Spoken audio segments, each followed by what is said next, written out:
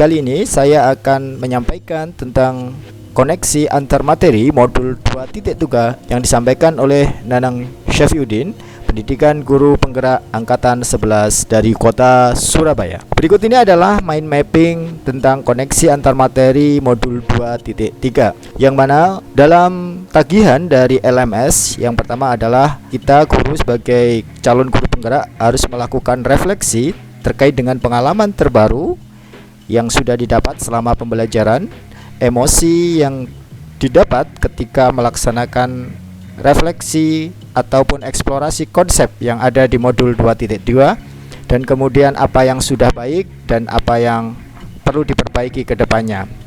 Kemudian yang B juga ada analisa pertanyaan terkait dengan pertanyaan kritis, apa yang sudah didapat dari modul 2.2, kemudian menggali wawasan dan analisa tantangan, serta harus memunculkan solusi di masa depan.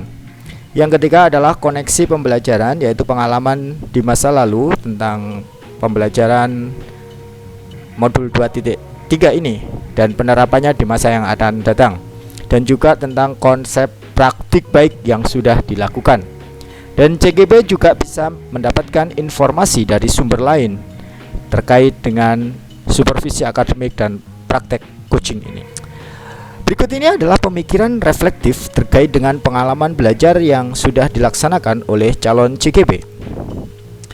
Pengalaman belajar yang sudah saya dapat, saya memperoleh ilmu baru tentang berbagai macam hal, perbedaan antara mentoring, coaching, counselor, dan juga seorang trainer. Saya juga mendapatkan paradigma coaching, yaitu tentang kemitraan, tentang mendengarkan, mindfulness, dan juga mendapatkan sesuatu hal yang berharga dari konsep coaching ini. Dan juga saya mendapatkan ilmu baru tentang alur percakapan Tirta dan kompetensi pengembangan diri seorang coach. Perasaan saya selama pembelajaran, saya senang sekali dengan konsep filosofi seorang coach ini, yang mana seorang coach ini punya tugas dan peranan untuk mengantarkan keadaan dari seorang coach dan harus menuju pada sesuatu yang lebih baik daripada sebelumnya. Kemudian perasaan saya setelah memulai eksplorasi konsep, timbul rasa penasaran dan ketertarikan terhadap konsep coaching ini. Dan saya juga merasa senang sekali setelah mencoba mempraktikkan praktek coaching ini dengan rekan sejawat. Kemudian saya mulai merasa yakin dan percaya diri bisa menerapkan coaching ini di sekolah. Apa yang sudah baik terkait dengan proses pembelajaran ini? Yang sudah baik adalah semangat saya bersama rekan sesama CKB dan juga rekan sejawat untuk saling belajar menjalani peran sebagai seorang coach dan juga seorang supervisor. Kemudian apa yang perlu diperbaiki berkaitan dengan proses belajar saya? Dalam proses belajar saya harus memperbaiki masalah mindfulness saya, karena di tengah percakapan bersama coach, saya kadang merasa tidak fokus dalam mendagapi apa yang sudah disampaikan oleh coach. Kemudian keterkaitan dengan kompetensi dan kematangan pribadi. Setelah saya mempelajari modul 2.3 ini tentang paradigma coaching dan untuk supervisi akademik, saya jadi lebih memahami bagaimana menggali ide dari orang lain. Kemudian juga saat menjadi coach, melatih untuk mengelola emosional dan mengendalikan diri daripada menggurui dan memberikan penilaian, sehingga muncul kematangan berpikir dalam bertindak agar sesuai dengan prinsip coaching, kemitraan, proses kreatif, dan bisa memaksimalkan potensi seorang coach. Kemudian analisa saya untuk implementasi dalam konteks atau ruang lingkup pembelajaran seorang CGB. Saya juga berpikir bagaimana memunculkan pertanyaan kritis yang berhubungan dengan konsep materi dan menggalinya lebih jauh. Saya selama belajar modul 2.3 ini selalu terbayang-bayang pertanyaan berikut ini. Bagaimana ya jika kita memastikan bahwa proses coaching ini benar-benar fokus pada pengembangan guru, bukan hanya sekedar formalitas administratif belaka seperti hanya sekedar foto ataupun hanya melakukan dialog-dialog yang sebenarnya juga kurang bermakna ketika tidak diimplementasikan dalam kehidupan sehari-hari. Kemudian juga bagaimana coaching ini dapat membantu guru yang kurang termotivasi atau tidak mau atau tidak ingin maju untuk terlibat aktif dalam proses pengembangan profesional mereka.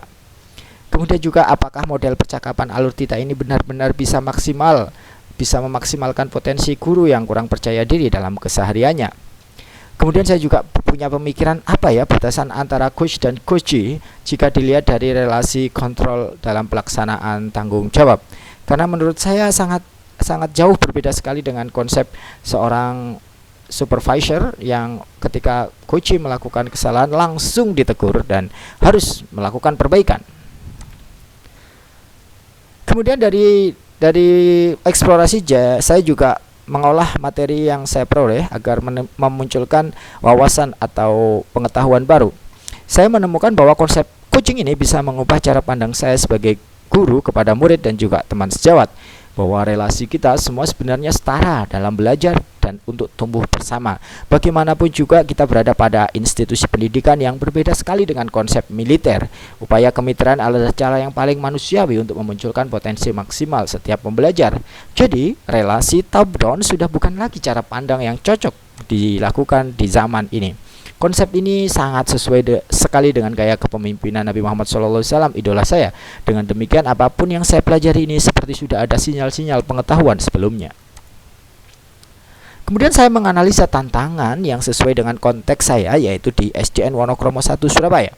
Saya menemukan beberapa tantangan yang ada di SDN Wonokromo 1 Surabaya ini. Yang pertama, saya mendapatkan pengalaman supervisi yang negatif, seperti sedang akan disupervisi mengalami sakit perut, asam lambung naik, dan pengalaman negatif lainnya. Sehingga konsep coaching ini atau supervisi ini masih menjadi stigma atau sesuatu yang negatif bagi guru. Kemudian juga saya kurangnya interaksi non formal antara saya dan juga guru-guru yang lain karena padatnya jam mengajar. Karena di sekolah saya hanya ada satu guru mapel dan saya harus memegang 17 kelas, sehingga konsep interaksi yang non formal seperti bicara-bicara yang tidak formal terkait dengan pendekatan secara emosional itu jarang dilaksanakan, karena ketika datang langsung masuk kelas dan pulang dan keluar kelas selesai jam mengajar atau jam pekerjaan, sehingga sangat jarang sekali untuk ketemu dengan guru-guru yang lain. Kemudian juga pemahaman yang kurang dari guru-guru tentang konsep coaching. Pemahaman guru yang masih menyimpulkan bahwa pengembangan diri bukan bagian dari tugas guru, yang mana tugas guru itu hanya mengajar saja, bukan mengembangkan diri mereka. Kemudian yang kelima, kendala membangun hubungan dengan sesama rekan sejawat karena padatnya. Ini seperti di poin nomor 2. Kemudian dari hal tersebut saya juga berusaha untuk memunculkan solusi dari tantangan yang sudah diidentifikasi. Yang pertama juga terkait dengan kemampuan atau lingkar pengaruh, harus berdiskusi dengan kepala sekolah tentang tantangan tersebut. Kemudian yang kedua, memaksimalkan kombel dan rapat untuk selalu memberikan motivasi kepada guru tentang pentingnya pengembangan diri dan prinsip-prinsip coaching.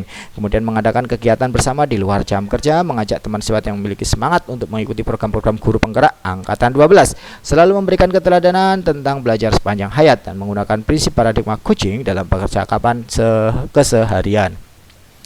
Kemudian yang C, saya juga dituntut untuk bisa membuat keterhubungan antara modul 2.3 ini dengan modul-modul sebelumnya, yang mana pengalaman masa lalu yaitu terkait dengan masalah supervisi. Saya selalu menganggap bahwa supervisi itu dilakukan seorang pimpinan kepada bawahan untuk memantau kinerjanya mereka, sehingga selama pelaksanaan supervisi kadang mengalami tekanan ataupun stressing yang luar biasa, sehingga tidak memunculkan ide-ide baru, bahkan bisa menyebabkan seseorang menjadi penakut atau tidak percaya diri. Dan juga saya juga menganggap bahwasanya konsep filosofi merdeka belajar ini benar-benar ada pada praktek coaching ini, karena seseorang bisa tumbuh mempertahankan ide ataupun memunculkan ide-ide yang berasal dari dirinya sendiri dan berkomitmen untuk mewujudkannya diri sendiri. Kemudian penerapan di masa depan setelah memahami modul 2 ini, saya berusaha bahwa sepenuhnya hal ini harus dipraktekkan di sekolah, ya. Jadi sekolah harus benar-benar mempraktikkan supervisi akademik yang berbasis coaching ini, sehingga bisa memunculkan ide-ide yang inovatif dari seorang guru dan bisa memunculkan kemandirian berpikir dan juga kemerdekaan dalam bertindak. Kemudian praktik yang sudah dilakukan dari modul-modul lain yang sudah dipelajari. Modul 2.1 saya sudah melaksanakan pembelajaran berdiferensiasi, terutama di pembelajaran pendidikan agama Islam, bahwasanya seorang guru harus menyediakan berbagai macam kebutuhan yang harus dipenuhi oleh seorang peserta didik, dan saya sudah melaksanakan hal tersebut. Kemudian di modul 2.2 dalam pembelajaran sosial emosional, guru menciptakan suasana yang nyaman dan bahagia agar siswa dapat mengelola kesadaran diri dan manajemen kesadaran sosial, keterampilan berrelasi dan membuat keputusan yang bertanggung jawab. Kemudian di modul 2.3 coaching melakukan supervisi pembelajaran yang berpihak pada murid. Nah, ini adalah dokumentasi dari apa yang sudah saya lakukan. Yang pertama adalah saya melakukan kegiatan diferensiasi pembelajaran, yang mana saya melaksanakan pembelajaran yang berbasis penyediaan sumber bahan ajar yang bermacam-macam atau diferensiasi proses bagi peserta didik. Peserta didik saya bebaskan untuk memilih bahan bacaan, sumber-sumber buku pendidikan agama Islam yang bisa mereka pelajari bersama-sama terkait dengan materi yang sudah disampaikan oleh guru.